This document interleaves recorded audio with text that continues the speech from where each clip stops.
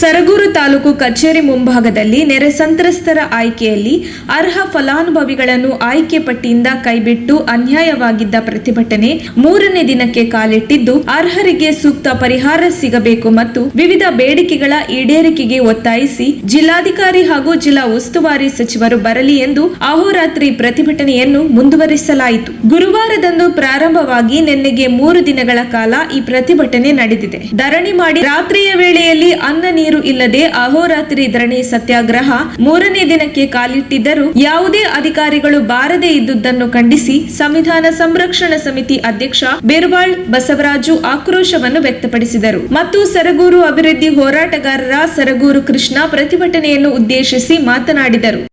ಮಾಜಿ ಸಚಿವರು ಮತ್ತೆ ಈ ತಾಲೂಕಿನ ಎಲ್ಲ ಮನುಷ್ಯನ ಬಹಳ ಅಚ್ಚುಕಟ್ಟಾಗಿ ಗೆದ್ದಂತ ಮನೆ ಎಂ ಶಿವಣ್ಣ ಅವರು ಈ ಸಭೆಗೆ ಬಂದಿರ್ತಕ್ಕಂಥದ್ದೇ ಒಂದು ಬಹಳ ಸಂತೋಷಕರವಾದಂತ ಒಂದು ದಿನ ಅಂತ ನಾನು ಭಾವಿಸ್ತಾ ಇದ್ದೇನೆ.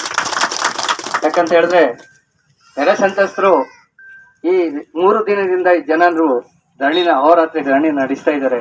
ಅವ್ರ ಸಮಸ್ಯೆನ ನಾನು ಆಲಿಸ್ಬೇಕು ಅಂತಕ್ಕಂಥದ್ದು ಅದು ಕೂಡ ನನ್ನ ಜವಾಬ್ದಾರಿ.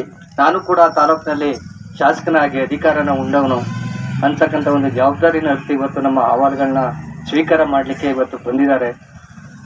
ಮಾನ್ಯ ಆಯೋಗದ ಅಧ್ಯಕ್ಷರಲ್ಲಿ ಒಂದು ಮನವಿ ಮಾಡ್ತಕ್ಕಂಥದ್ದು ಇಷ್ಟೇ, ಏನು ಜನ ಇಲ್ಲಿ ಸಂತಸ ಸರ್ಕಾರನ ನಮ್ಗೆ ಮನೆ ಕೊಡಿ, ನಮ್ಗೆ ಇದನ್ನ ಕೊಡಿ, ಸೂರ್ಯನ ಕಟ್ಕೊಳ್ತೀವಿ ಅಂತ ಕೇಳಕ್ಕೆ ಹೊರಟಿದಂಥ ಜನಗಳಲ್ಲ ಇವರು.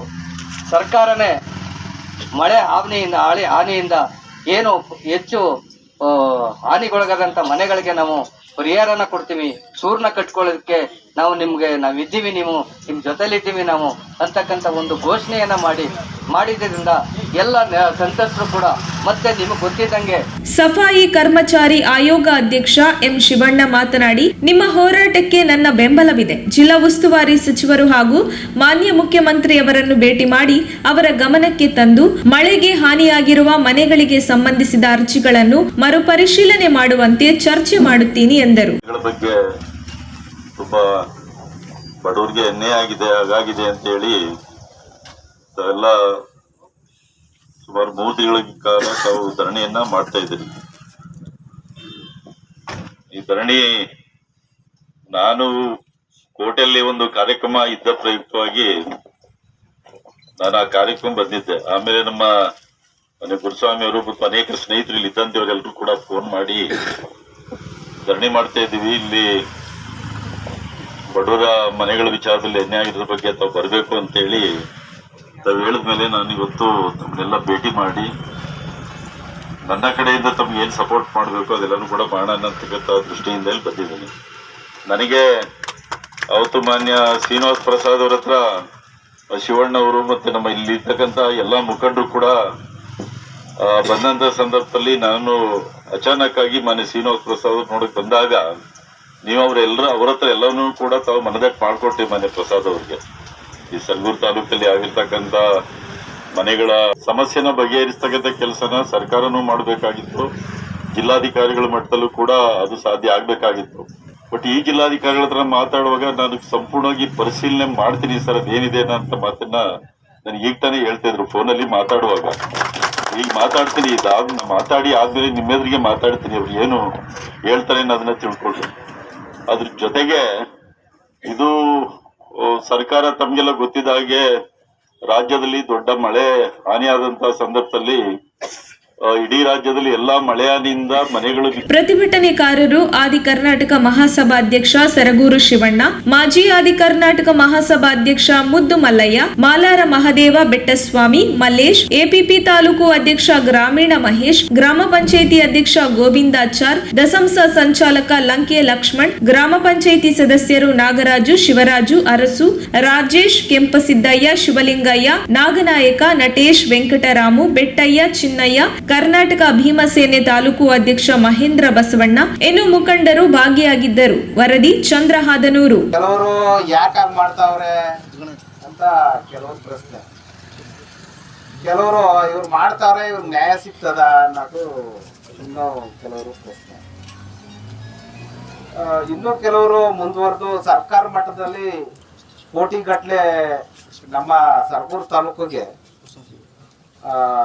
ಒಟ್ಟು ಆಗಿರೋ ಮನೆಗಳ ಸಂಖ್ಯೆಗೆ 5 ಲಕ್ಷ ಅಂತ ಲೆಕ್ಕ ಹಾಕೊಂಡ್ರೆ 80 ಕೋಟಿ ರೂಪಾಯಿ ಬೇಕಂತೆ. ಈಗ ಏನಾಗಿದೆ, ಈಗ ಆಗ್ಬೇಕಾದ್ದಲ್ಲ, ಈಗ ಏನಾಗಿದೆ ಆ ಮನೆಗಳಿಗೆ 5 ಲಕ್ಷದಂಗೆ ಲೆಕ್ಕ ಹಾಕೊಂಡ್ರೆ 80 ಕೋಟಿ ರೂಪಾಯಿ ಬೇಕಂತೆ. ಇಡೀ ರಾಜ್ಯದಲ್ಲಿ ಎಲ್ಲೂ ಆಗಿಲ್ವಂತೆ ಈ ಥರ. ನಮ್ಮ ತಾಲೂಕಿಗೆ ನನಗೆ ಸಿಕ್ಕಿರೋ ಮಾಹಿತಿ ನಿಮ್ಮ ಹತ್ರ ಹೇಳ್ತೇನೆ. ನಾನು 80 ಕೋಟಿ ಸರಗೂರು ತಾಲೂಕಿಗೆ ಅಧಿಕಾರಿಗಳು ಇಷ್ಟು ಮಾಡಿಬಿಟ್ಟಿದ್ದೀರಿ, ನೀವು ಯಾಕೆ ಇಷ್ಟು ಮಾಡಿದ್ರಿ ಅಂತ ಪ್ರಶ್ನೆ ಅಂತೆ ಪಾಪ ಅವ್ರಿಗೆ.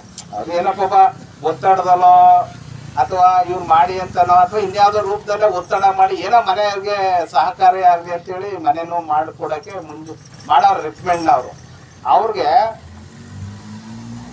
ಫುಲ್ಲು ಕಿರುಕುಳ ಅಂತ ಇವಾಗ ಹಂಗಾಗಿದೆ ಆ ಥರ. ಯಾಕೆಂದ್ರೆ ಸಭೆಗೆ ಗೊತ್ತಿರಲಿ ವಿಷಯ ಅನ್ನೋದು ಉದ್ದೇಶದಲ್ಲಿ ಮಾತಾಡಕ್ಕೆ ಇಷ್ಟಪಡ್ತೀನಿ. ಏನೇ ಇರಲಿ, ನಮ್ಗೇನಪ್ಪ ಅಂದ್ರೆ ಕಾನೂನಲ್ಲಿ ಅವಕಾಶನೇ ಇಲ್ವಾ ಕೇಳಕ್ಕೆ ಅನ್ನೋದು, ಅಥವಾ ಕೊಡ್ಲಿ 80 ಕೋಟಿ ಇಲ್ಲ ಅಂದ್ರೆ ಇನ್ನೂ 100 ಕೋಟಿ ಕೊಡ್ಲಿ, ಏನು ತಪ್ಪೇನಾಗಲ್ಲ. ಅದು ನೆರೆ ಸಂತ್ರಸ್ತರಿಗೆ ಕಳ್ಕೊಂಡಿರೋರ್ಗೆ ಸರ್ಕಾರ ಯಾವುದೇ ಲೂಟಿ ಹೊಡಿತಾರೆ, ಯಾವುದೇ ಹೊತ್ಕೋ ದುಡ್ಡು ಖರ್ಚು ಮಾಡ್ತಾರೆ. ಈ ಮನೆ ಕಳ್ಕೊಂಡಿರೋರ್ಗೆ ಪರಿಶೀಲನೆ ಮಾಡ್ಬಿಟ್ಟು ಕೊಡ್ಲಿ, ಅಥವಾ ಬಡವನ ಅಥವಾ ಶ್ರೀಮಂತನ ಇವ್ ಮಾಡಿರೋದೇ ಸರಿ ಇಲ್ವಾ, ಸರಿ ಇಲ್ಲ ಅಂದ್ರೆ ಸರಿ ಮಾಡ್ಕೊಳಕ್ ಸಾಧ್ಯ ಇಲ್ವಾ, ಆ ರೀತಿ ಲೆಕ್ಕಾಚಾರ ಹಾಕಿ ಅವರು ಮಾಡಬೇಕು, ಆಗ್ಬೇಕು ಕೂಡ. ಏನೇ ನಮ್ಮ ಅಧ್ಯಕ್ಷರು ನಮ್ಮ ಸುವರ್ಣ ಸರ್ ಅವರು ಮತ್ತೆ ಮುಖಂಡರುಗಳೆಲ್ಲ ಹೇಳಿದ್ರು, ಶಾಸಕರು ಬಂದಾಗ ಮಾತಾಡಿದ್ರೆ ನನಗೂ ಮಾಹಿತಿ ಇದೆ. ಈ ಡಿ ಸಿ ಅವರು ವಜಾ ಮಾಡಿದ್ಮೇಲೆ DVC ಅವ್ರಿಗೆ ಅದ್ರ ಬಗ್ಗೆ ಪರಿಶೀಲನೆ ಮಾಡೋಂಥ ಅಧಿಕಾರ ಇದೆ. ಅದನ್ನ ಇವತ್ತು ಮಾಡೋಣ ಅಂತ ಹೇಳಿದ್ರು ಶಾಸಕರು ಕೂಡ. ಹಾಗಾಗಿ ನಮ್ಮ ಅಧ್ಯಕ್ಷರ ಜೊತೆ ಮಾತಾಡಿದಾಗ ನೀವು ಬನ್ನಿ, ಆಮೇಲೆ ಮಾತಾಡ್ಬಿಟ್ಟು ಏನೋ ಮಾಡೋಣ ಅಂತ ಅಂದ್ರು ಸ್ನೇಹಿತರುಗಳು ಹೇಳಿದ್ರು. ಹಾಗಾಗಿ ನಾನು ಸಂಪರ್ಕ ಮಾಡಕ್ಕೆ ಹೋಗಿಲ್ಲ ಶಾಸಕರನ್ನ. ಒಂದು ನಿರ್ಣಯಕ್ಕೆ ಬಂದರೆ ಮಾಡ್ಬೋದು ಅನ್ನೋದೇನಾದ್ರು ಬಂದರೆ ಪ್ರತಿಭಟನೆ ನಡೀತಾ ಇರಲಿ.